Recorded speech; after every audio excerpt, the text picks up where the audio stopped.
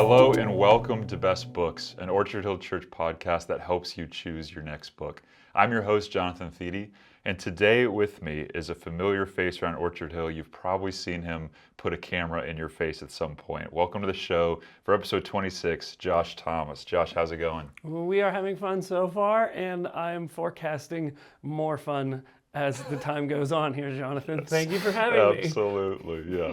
This is going to be the first podcast. It's going to take us an hour and a half to record just because we're having so much fun. But well, cool. I'm super excited about the book that we're talking about today. It's a book that we talked about actually as a part of our staff development, and to take people behind the camera, I guess. Josh pitched this book to me like 2 years ago, and at the time I was like, I'm not sure, because we were just starting out Best Books. I'm like, I'm not sure how that fits, but we have enough episodes at this point where it's like we can branch out into these kinds of topics. Yeah, exactly. So I appreciate you taking the risk and venturing into unknown lands with me here. I think we'll get hundreds of thousands of views on this exactly. one. So, It's going to skyrocket. Yeah. Well, people see you on Orchard Hill all the time, and I think a lot of people would just be interested about your own faith journey and how God called you to Orchard Hill. Because I think in some people's minds, you were just born here and have been here ever since. So, but how did that story come about? Yeah. So I did not start college with the idea that I was going to be in media whatsoever. I went in as a biology student, hoping to study herpetology, which is snakes and reptiles. And then what happened was my girlfriend at the time said, "Oh, can you come on my television show?" Instantly, I remembered in junior high, almost every weekend with my best friend Josh Brown, watching Weird Al Yankovic's movie UHF, where he was given a television station and he came up with all these crazy TV shows. And I was like, time out, you have a television show? And she was like, yeah, come talk about these like diseases and parasites that you were learning about in your class, which I was like, wait a minute. I get to hang out with my girlfriend at the time and and have my own TV show. Yeah. What? And so that was radical change in the career. My great-grandfather was a newsreel videographer won some awards for the Johnstown flood. My grandfather managed a bunch of movie theaters. I grew up watching tons of movies and television right to there. So this was a very much more natural progression into this role of producing media out to here. So one day, my dad was in a video for Orchard Hill Church, and we went to talk with the video editor at the time, and we were like, hey, give us a sneak peek of where it is. And we walk into this room, and there's editing computer stuff around, there's wires all hanging all over the place. And my mom says to the video editor at the time, Josh would love to work here. And he goes, really? We just had a spot open up, right? And I was like, dude, sign me up, right to go. So that's how I got connected. I mean, I like to think it was on my own merits.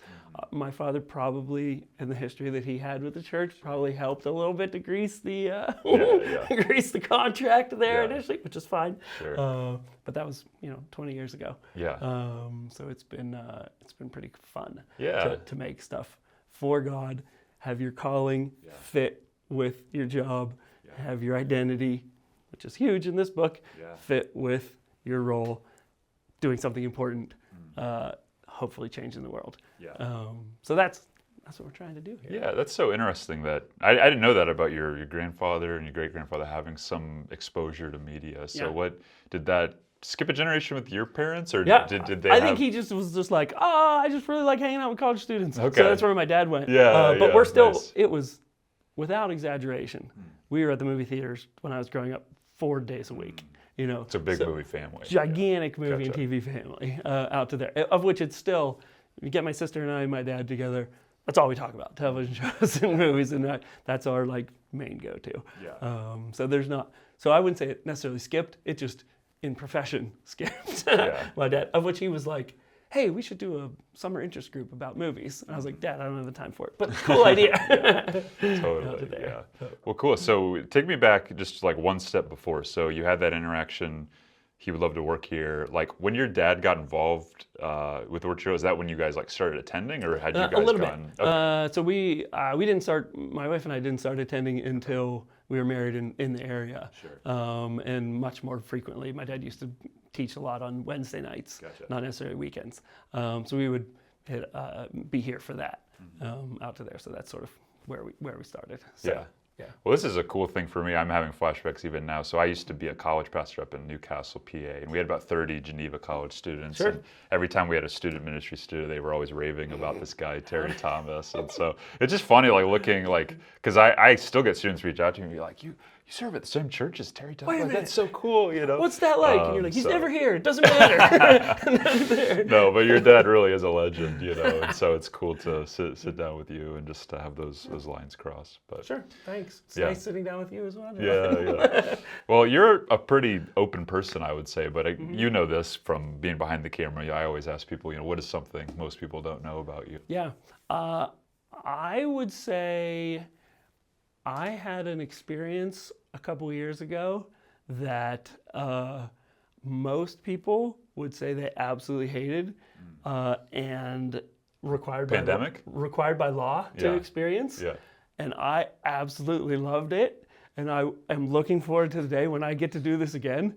Jury duty. Exactly. Okay. It was awesome. I was like, this is amazing. It's like, this is about to be great, or you're going to like confess a crime and I'm going to have to be liable to tell some people. Yeah. Okay. No, so this was totally cool. And I had not ever experienced that. Of course, I've watched a bazillion television shows about the courtroom and movies about it into there. But to be in that space and live it and see like this person's life is in the balance and the 11 of us wackos get to decide. Yeah. I was like, have any role. yeah, is this for real? It was like, how? And then seeing how the language of even the lawyers and how they would choose to interact with each other or choose to not object to something. So like, I was like, I want to be the foreman. And everybody else is like, are you serious? I was like, yeah. I want to do that. So it was a blast. But even seeing the lawyer say like, okay, the defense lawyer, he probably should have objected to the prosecuting attorney calling him, you know, the criminal that is sitting in the room right there. But he didn't object to that. Therefore, he probably thinks he is a criminal. Okay, that's some helpful information, you know. And I'm like, are the rest of my jurors hearing this? Like, are you guys paying attention enough right there? I just thought that was like super fascinating. That whole world of because I always think growing up, you're like, yeah, there's the law. You trust in this. It's this unchangeable, hard, you know, truth right into there. And then you get in it, and you're like, this is way more murky, and people's outcomes are all based on how the person talks and how they persuade and how they like. That was amazing. Yeah. So yeah, it's like you're watching a basketball game and the ball goes out of bounds, and both teams are just adamant that it's their ball, even though they might know. Okay, clearly I touched it last. It's off on you. Yeah, exactly. Well, cool. Well, I think that's something that's helpful for people to know. Today, Josh and I will be discussing the book "Thanks for the Feedback" by Douglas Stone and Sheila Heen. This book is valuable for really anyone who strives to be better at what they do. And I think this is a very relevant book in your world where people are constantly sort of maybe giving you unsolicited feedback. And, but really, I think the book does a great job of helping us understand how feedback is a part of life. You know, we might not use those terms or think about it like that. But so maybe just take us into that. Why did you choose this book? Yeah, okay. So the author, Sheila Heen, I saw her one summer in part of the Global Leadership Conference. She was a seminar delivery, and she talked about this book. And so I got to hear her talk about it in a half an hour. And I was like, okay, that's pretty fascinating. And then Kurt did a 3-week series on it. And I was like, okay, this is really fascinating. And where I found value in all of this is that my job in making videos, there was a time very early where it was like, am I doing this correctly? And like you can know from a technical thing what makes for a good video. Okay, the audio's bad, the lighting's bad, the continuity is bad, it missed the target maybe of what we're trying to do. Okay, those are technical things that you can say that this is right or wrong. Was this a good video? What are the metrics for that? Way more subjective. Yeah. And so I was striving to have this like, am I doing a good job in this role? Like people are either telling me they really liked the video, but I don't know why they liked it, or are you just saying this to be nice? Or are you saying that, where does that kind of come from. So in reading and finding this material, it gave me such a clear framework for how better to understand my role, how better to understand myself, how better to understand the differences between types of comments that people make to me and types of comments that I get from my team and types of comments that I get from leadership and trying to balance that all out and trying to figure out, was this, okay, that was maybe a good video. How do I make it better? How do I make something more useful? How does this relate better to people? What do I need to? So this was super helpful, the content inside of here. And they present it in this book in a really, really easy to understand, great stories that highlight things exactly as you would hope to be led to the understanding of it. And identifiers inside of it where you go, okay, that's that person that I know. Okay, this is my relationship with this person. Okay, this is how this has worked in the past. That's why that went sideways. This is this is what I can do now to bring it back correct. So I just found that to be really, really helpful and fascinating. Yeah, and I'm sure in your world with media, when someone gives you a positive comment, like I really liked that, there is a craving of, well, you even mentioned it, what did you like about that? Because we want to be able to sort of replicate things, and not just be guessing of, I mean, that's a miserable experience when you're like, okay, I'm trying to replicate it, but I maybe I'm not replicating the parts that they really liked about it. That was here. So, so I mean, we can just jump right into it. The book outlines 3 different types of feedback, which I found, I'll echo your statements. Like that was super helpful. Appreciation, coaching, and evaluation are the 3. So can you share some examples from your experience where sort of distinguishing between these types help clarify someone's comments? Right, because exactly that, and knowing that not every comment is all 3 of those. It's going to be one of those 3. And if you're not sure what the person is trying to tell you or which channel that's coming down from, which lane, which classification does that hit, you go, okay, wait, what does that actually mean? What are they trying to say? Who's it? So that clears up a ton of confusion as to what's there. So appreciation is simply hey, great job. It's a nice note. It's a back and forth. I really, really appreciate what you're doing here. I want to tell you that your work and effort is not going unnoticed. Great. Coaching is, I see that. I think I know the potential that you have. What you attempted there wasn't quite there. Let me give you these nice little tweaks and right to there. Evaluation is, all right, I think there's something, it could be positive or negative, but this is, I think, something more deeply identifying of who you are and what the future of our direction of our relationship might be out to there. So I think knowing which one you're getting and which one you can expect from which one, to have my boss tell me, oh, I want you to change this and this and this on the next video, doesn't mean, oh my gosh, he doesn't like me. I must not be good at my job because this is the 3rd time that they've said that I needed to work on this. No, this is a technical thing. There's a change needs to happen. The audio is too messed up. We can't use that footage. Oh my gosh, did I do something wrong? Yeah, you did something wrong. No, we're not saying you're fired. It's, please do this better next time. We'd love to see you do this better next time. So being able to receive that clearly, super helpful as to know which one is where. Totally. When you think of our industry, I hate even using that word, but just like church work in general, which of the 3 types of feedback do you think, maybe not even for someone in media, but just like as a whole, which do you think that which lane do you think we're most comfortable in? I think we're and we've, on staff now, we've had these little staff training things that have happened in the last couple of months here. And a lot of the topics has been like, odd to say this, but this is what needs to happen. Let's stop being nice to each other and let's start actually telling the truth to each other. And so that let's care enough about each other to want to do better. Do some coaching. And make it a safe enough place that when somebody comes forward and tells me, here's where you missed, I don't go, oh my gosh, they don't like me. I must be doing terrible. You go like, oh my gosh, wait, let me get better at this. And really cool, the book explains like not every person that you maybe do or don't have a relationship gets to have that power. More people get to have stronger say in your life and should have stronger say versus just anybody out there. So that's been pretty interesting. So I think in our world, in the church world, there's a lot of great job. Oh, that was so nice. That was so fun. Oh, thanks. That was a great event. That was right there. What can we do differently next time? I don't know. Everything was perfect. That's not really that helpful. Yeah. Instead of being like, same event let's every do the year. same event, Yeah. it's the same date, it's the same way, change nothing. Right. That's not how people behave. That's not how.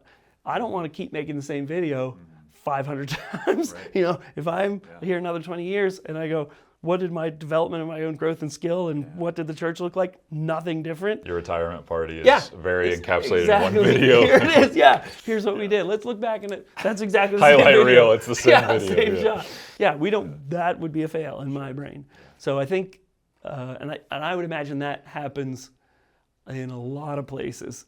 That there's a lot of, I'm going to preserve the relationship, so I'm not going to maybe tell you the truth, even though the more loving and better thing for everybody is to say that hard thing to each other, is to say, this is where you bristled me. I don't even know if you knew you bristled me.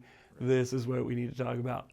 Here's what I expected. Here's where you failed in this expectation. Oh, okay. Whoa, okay. Wow, that's intense. Thank you for telling me that.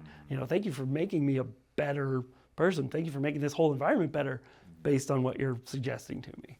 Yeah, and I think when you lean too heavily in the appreciation, something I've experienced is there's the unintended consequence of then any type of coaching feels condemning. Right. When all we ever do is the appreciation part, if someone gives you some coaching that maybe they've never done that before, maybe they're like, hey, could I, and maybe they're coming at it from a genuine place. Hey, I want you to be better. Yeah. You're receiving that as like, wow, it must have been terrible because they never give me that before. And the reason I ask you about church work specifically is because before working here, I took a break from ministry and I was in like financial banking and. I look back on that experience and it's like the opposite. It's like you never get appreciation, from even from your direct manager. There's very little like great work on that spreadsheet, great work on that presentation. Maybe it was just in the company that I was in. It was a fairly large corporate-y, sort of thing. But we had designed, honestly, not even that much coaching, but a lot of evaluation. A lot of, are you meeting expectation? Are you exceeding expectation? Are you below the bar? And how to fill those gaps. And I was gonna say, I've had experiences recently in the past where I've noticed that probably someone is in that type of environment, and I'm like, what would a note to their supervisor mean for the projection of their life if I went ahead and said, they did a really great job on this, you should know about this, where is it out to there? And I think that's the type of power that we don't even realize what is possible, and how much of a help and how much of a healing and how much of a beneficial space environment we can create around ourselves if we did more of that, when it was like, oh, wait a minute, what's going on here? Okay, let me give you an encouraging word right today. Hey, I saw this, I saw you do this, that was really great. Cool. And hopefully that's a nice little Zoom boost in people's identity and happiness, and go, oh yeah, cool, I'm ready to do it again. Totally. Yeah. Well, I'm sure we could fill a whole time on just the 3 different types of feedback, but I'd love to get into what the book calls these 3 triggers. These, because I think as much as we talk about feedback, as much as you and I might say, man, it's great, we should love feedback. We find that that's not really true in our lives, right? And so they identify 3 triggers: truth triggers, relationship triggers, and identity triggers that often are inside of us and that hinder our ability to receive feedback. So would you be comfortable just giving, just talking about those 3 and talking about maybe why they exist, why we struggle with those? Yeah, and what those might be. Yeah. So like they explain in the book that these are things that when we receive feedback, sometimes we immediately label it one of these, we get triggered by one of those items. It's untrue, it's, this person isn't allowed to tell me that. Who are you to tell me that? Yeah, who are you to tell me that? Relationship trigger, And what was the third one? Identity. And the identity. That's not who I am. Yeah. So you got to, it's almost like a guard that we put up way too soon, and we can say, I don't need to hear this from you because one of those things, you told me that the video that I played last week was kind of lousy. Well, it wasn't the one last week. It was 2 weeks ago. So you don't know what you're talking about. I don't have to listen That's to my you. favorite one because Yeah. it's so obviously So- ridiculous. right. But we do it. We do it all the time. But we totally say like, oh, Yeah. no, that could have been in the, nope, Yeah. that wasn't me. You got the wrong person. Right. Even though, maybe you had a significant Clearly was out to there. Right. Yeah, that wasn't my event. So I don't have to hear about how that went down and that issue was right to there. The truth disqualifies that feedback immediately in our brains. The relationship one of saying like, sorry person, you have no idea what you're talking about.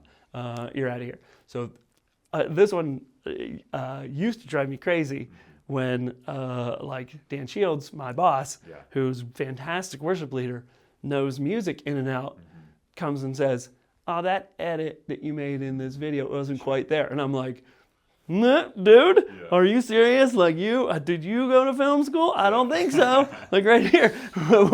But he, that I need to be able to hear that and say like, well, wait a minute. If he's feeling that and he's able to tell me that there's wrong, I'm sure someone else is going to feel that mistake. So how do I need to take that away from no, he really is someone that I'm supposed to allow to have power to say, make a change. And I need to feel that and take that seriously. And then I keep forgetting identity. The last one. The identity. I'm not that person. I pride myself on hitting deadlines and not being late and being very time conscious about the things. And so if someone were to say like, oh my gosh, this was the wrong thing, this was 4 days overdue, you didn't really pull this around, and we couldn't get a hold of you, we didn't know where you were, no. Like that's totally not who I am. That is, and in a good sense, when that feedback is correct, I need to say, oh my gosh, I really dropped the ball there. I'm really sorry. There's definitely a Perspectives episode one time that I completely spaced out, and Kurt and the guest for the day were hanging out in the chapel waiting for me to show up to shoot. No cameras were set up, nothing was there. Got that phone call from Cindy Adams. Hi Josh, are you on your way in? Which is her very kind way of saying, what the heck is going on? Where are you? And I was like, oh my gosh, I totally spaced on that. That's a very good, like, okay, bang, I need to hear this. I need to take that seriously. And in some instances, I think the identity triggers are the most, I would say, unhelpful, because they do happen. We do make mistakes, and yet sometimes the identity triggers, that's not who I am. We take it so much harder than they're even intending. Maybe their intention is, hey, this happened, it can't happen again. We receive it as we take it morally, I guess, for lack of a better word. I am less valuable now because this happened. And that's not their intention, right? No, their intention is, it's about behavior. It's not about identity or self-worth. And yet, and I think that's, as Christians, our identity is secure in Christ, and that's something that is a fixed thing that happened in history. And that's I think the beauty and the strength of it. Whereas I feel like that's something I'm consistently struggling with. I am a successful person. That's my background in accounting, and that was like, okay, I've sort of prided myself on like you said, I get the grades, I get good things done. And so interesting how we can import those things even into something like ministry, like who not to say who cares, but like, it's not corporate America. But we carry those identity things like from a very young age really into our work. Of what's there, and can work against you at the same side. If you self-identify yourself as a slacker, well, of course I'm a disappointment to my parents already. Right. Well, of course I'm gonna do this. I don't feel any of it. Of course I'm not gonna show up to that family function dressed nicely or understand what's going on. I'm the failure. You're thinking right to there. Yeah, that's who I am. Yeah. That's a trick. Can be super negative when we get stuck inside of that too. So yeah. Another helpful thing that the book talks about is blind spots.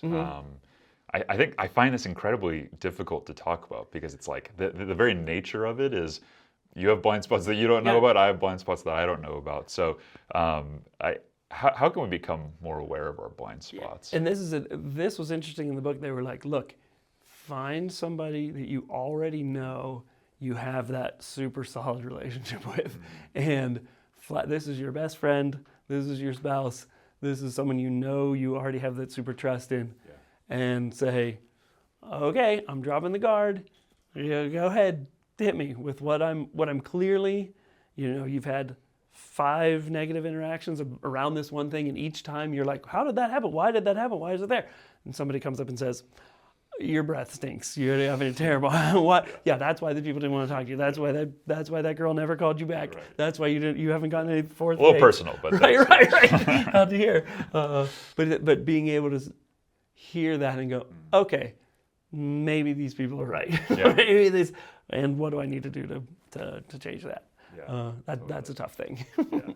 So maybe take us through. So how do we do this? How do we get to the place where we can say because one of the most helpful things in the book is talking about just listen, and that's something that sounds so easy, and yet we jump to these triggers. Our triggers make us stop listening, and all we're thinking about is the feedback. So how do we actually go about it because I think something Kurt talked about in that staff training was really helpful was you don't always have to accept the feedback. Right. That's not as if to say every person who is in my ministry is all of a sudden my boss. Gets to tell you exactly how there is a sense in which relationship informs the feedback, right? So how do we navigate that? How do we know whether someone's feedback?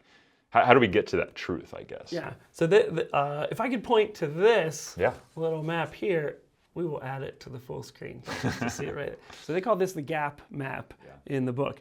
I found this to be super helpful in exactly what you're asking. How do we do this? So these little circle dealios are the dude on the left is you, right? So you're attempting to communicate with someone. You're attempting to encode your message, and you're sending the message. First thing is you're going to wrap this in your own thoughts about who you are, who your identity is. I'm going to set this up just so that it's just perfectly fine, A-okay for you. Then you're going to think about your intention of how to do it. And then these little dotted circles out here, that's all you as the initial communicator. Your control stops there. And the rest of it is on the person who receives it. These other 3 things. So your behavior and your history can speak into how they're going to maybe receive it a little bit, how that information works on that person, how they receive it, what their story tells about them, about who I am. That's totally outside of my control. So this is a super interesting little, and then we get ticked off because when their feedback comes back to me and goes, wait a minute, that's not who I am. That's you clearly missed on this. This is where it is out to here.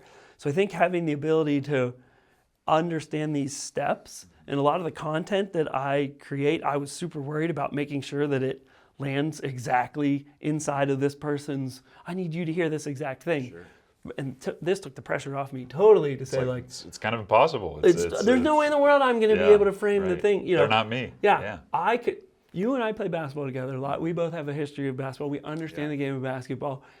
If you hit a game winner, top of the key, bank 3-point shot, I often do, and I said, "You loser," as I walked away, you would understand. Right. That this is a jokingly, because that was such a terrible shot. Yeah. I didn't intend to bank it in. You definitely, no one does. And it should not have gone in. Right.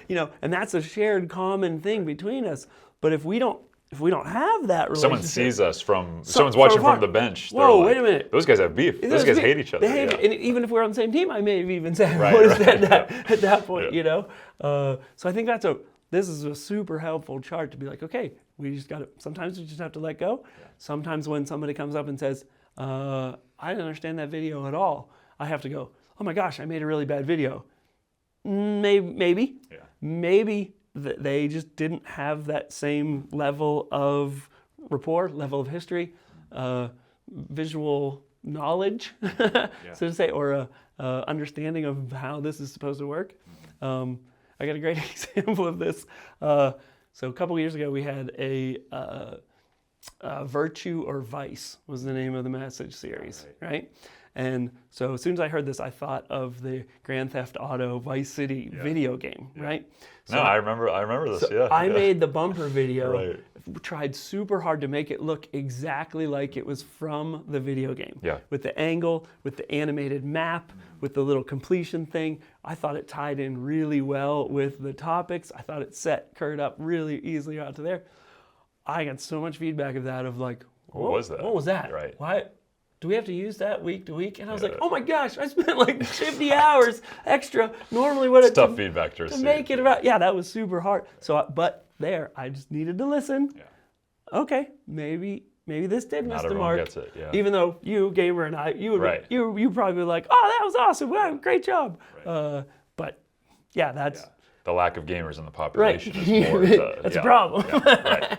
Gonna work on totally. That. But yeah. No, I think that's extremely helpful. And just last question, as we go back to something we talked about earlier, we talked about how as Christians it can be so easy to value niceness. Speaking of virtues, that's sort of one of our virtues. It feels mean to give someone feedback. Totally. So how might Christians specifically benefit from a book like this? What might we be challenged in? Sure. So I think this book is for, unless you are a computer and your interaction is with other computers and you're an AI robot, you don't have to read this book, AI robot. If you're a human and you have any interaction with any other human in your life, this book is for you to help you get there. I think that our call as Christians and what our vision of this organization is to help people find and follow Christ, knowing that you got to put yourself and take yourself out of your own location and put yourself out of your own identity, bounce of yourself out of your own thoughts and say, okay, how is this other person going to receive this information? Can I package, grace with truth? Can I package this truth in a graceful way that is loving, that I know that they need to hear this information? The gospel is the most important message in the history of the universe. Right. How do we do that excellently? How do we make sure that we're communicating effectively? And when that doesn't happen, how do I become humble enough to say, okay, maybe you're right there. I need to tweak this because this really is important, what we're doing, and making that go. Yeah. So I think a book like this really gives people the tools to understand how to talk to people from all over the spectrum of this type of person, this type of person, this type of environment, this type of situation, this type of level of relationship. I want to be able to say this to you, but we're not ready yet. We don't know each other well enough yet. I need to say this to you because we do know each other very well, knowing how and when. One more quick thing that I wanted to talk about, because I thought this was a super helpful tool inside of the book. I'll find it. I'll put the little chart thing up into this as well. You have that power. I've got this out of control, right? So imagine like an XY axis, okay? And 0 being zero emotion whatsoever. Positive being positive emotion. Negative being negative emotion. The book talks about how different people have different baselines of how they experience life. Some people are just happy, snappy. My normal operating is a +2, okay? And then my other people, compared to those people, and maybe compared to the general populace, their normal operating is a -3. Right. Knowing what that person is, how you're going to present information to them, how you're going to give them feedback, how you're going to receive feedback from them, right? Keep that in mind. So our other axis is time, all right? Some people react very strongly to things, but the amplitude, the amount of the spike only lasts for a very short amount of time, and then they're back at their baseline. Some people hit them heavy, and they stay down for a long time, and it takes a while for them to get back to their baseline. So both with happy and sad things, so some people can hear feedback, and they go, oh, I need to change that? Oh, thanks for telling me. Cool, all right. They move on. Oh, I'll try to remember that for next time. Right. Happily go about their day. The exact same information given to a different person. They are in the dumps for days. Sure. And how to do, what does this, did he really? Maybe I should switch careers. Yeah, totally. Right. You go, I must be terrible at this. I must be out to there. So I found that little tool in the book to be extraordinarily helpful to say, okay, because there are people on our team, there are people in our environment that are all over the place, and you can say, oh, I know it's fine that I can say this to Dan Shields because he's a super amplitude person. He's going to come back to happy and we'll be fine. Now we can say this. Other people, I'll be like, let me make sure that we're in a safe place, that things are feeling comfortable, that I haven't said something negative to them in a while. Sure. So that they don't think that, oh my gosh, every time he talks to me, I'm slam, slam, slam. I hate that person. They must hate me because all he says is bad, bad, bad. Right? So that I found that to be really interesting as a tool because as soon as you read the book, you instantly plot your family members on there, and you go, I think this person can handle this like this. And then you say, wait a minute, what sort of a blind spot? You chart yourself. How do I really? Yeah. When somebody says, hey, that really stunk up the place when you did that. How hard does that hit me? Yeah. How long do I stay down? Type of thing. So I thought that was really fascinating for them to present that as like a tool. Yeah. Well, thanks, Josh. Yeah. This has just been a wonderful conversation, and I hope it encourages people to seek out the book because Yeah. I think those charts in the book that we'll make available to people are worth the book alone. Right. They are super helpful. So we've been talking to Josh Thomas about the book Thanks for the Feedback by Douglas Stone and Sheila Heen. We really hope you enjoyed our conversation. If you really like this episode, so be sure to share it with someone you think would enjoy it. This really does help get this kind of content into other people's hands, which will in turn help us accomplish our mission of helping people find and follow Jesus Christ. Josh, can't you thank you enough for coming on? Thanks for having me, Jonathan. It's been fun. Yep. Well, we've been talking to Josh Thomas about the book Thanks for the Feedback by Douglas Stone and Sheila Heen. We really hope you enjoyed our conversation. If you liked this episode, be sure to share it with somebody you think would enjoy it. Please like this video so that we know that you enjoy this kind of content, and please subscribe so that you'll be able to see this kind of content in the future. This will in turn help us accomplish our goal of helping people find and follow Jesus Christ. Please join us next time as we continue to highlight books that will help you on your faith journey. Until then, I'm Jonathan Thiede, and this has been Best Books.